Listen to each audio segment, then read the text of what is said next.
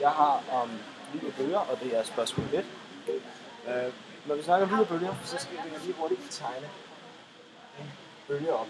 Vi snakker om harmoniske bølger her.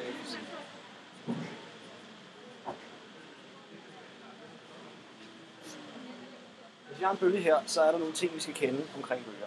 Det første er det, der hedder lambda, eller bølgelængde. Det skrives sådan her.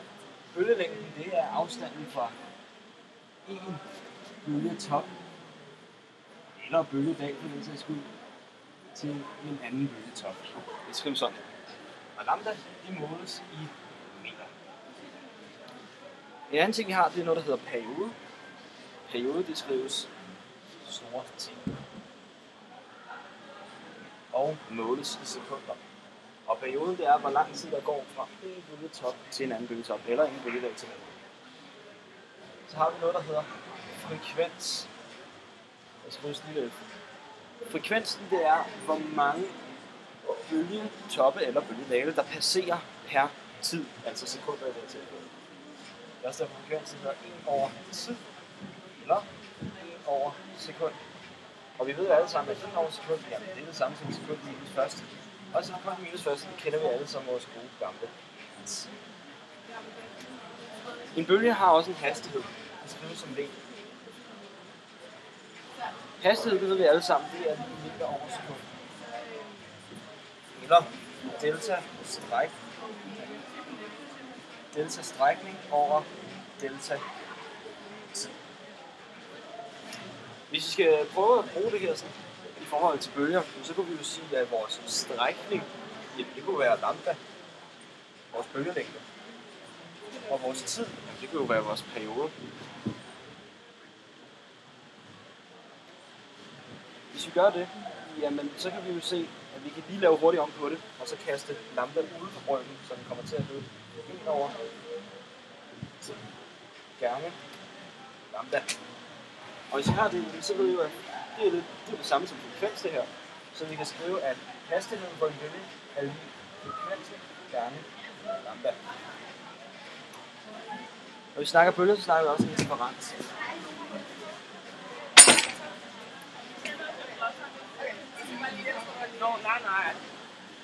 Der er 2 former for interferens. Konstruktiv og destruktiv. Konstruktiv. Ja.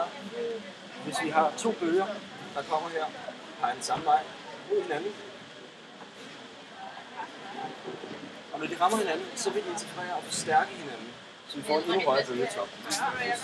Og hvis så kommer ud på den anden side, så vil de gå tilbage, som de var før. Destruktiv interferens.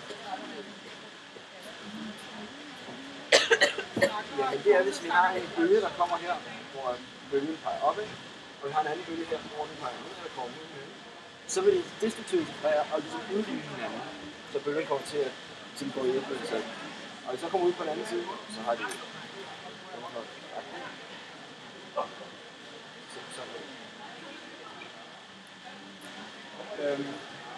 hvis vi skal snakke om bølger, harmoniske bølger, så har vi lavet på et tidspunkt et eksperiment, og vi tog en lille frekvensgenerator og satte den fast til en, hvor der satte en snor på, og så satte vi noget for enden af snoren. Det der så er ideen, det er, at det her side, den her snor, den har, for det første så har den en længde, og loddet har en masse. Vi kalder det for en lod. Det vi så gjorde, det var, at vi satte i gang i den her, så den begyndte at lave nogle bølger. Hvis vi prøver at forestille, så kommer der en bølge her. Den bliver sendt hele vejen herhen, rammer her, og så kører den hele vejen tilbage. Og når den har gjort det, så har vi en bølgelængde. Derfor kan vi også skrive, at bølgelængden lambda er lige 2 gange a. Når vi kigger på det her, så mener vi, at der er en sammenhæng mellem frekvensen og snorspændingen. Snorspændingen, den kender vi, den skriver vi som store F. Men for det her skal passe, så har vi 2 ting, der skal blive konstant. For det første, så skal massen af loddet, M af loddet, den skal være konstant. Det ændrer altså ikke på vægten. Og længden skal være konstant. Snorspænding F, det skriver vi som masse gange tyngdeacceleration.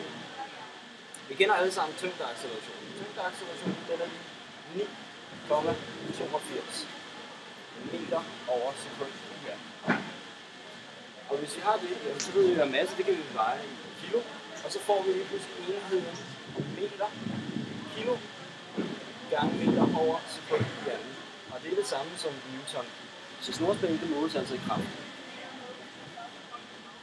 Vi kan finde bølgelængden, eller frekvensen, ved hjælp af en anden formel også. Den hedder, at frekvensen er 1 over lambda gange kvadratroden til snorspændingen F divideret med massen. Lambda, jamen det er som sagt deroppe 2 gange n. Og hvis vi lige laver lidt om på det, så vi får massen løjet til at ud over et andet brød, så får vi således, at frekvensen er lige 1 over 7 lambda gange kvadratroden gange kvadratroden til snorspændingen. Og men massen, den er jo konstant, og lambda, jamen det er 2 gange L, og L det er også en konstant, så det vi egentlig får, det er, at F er lige en konstant gange kvadratroden til snorspændingen.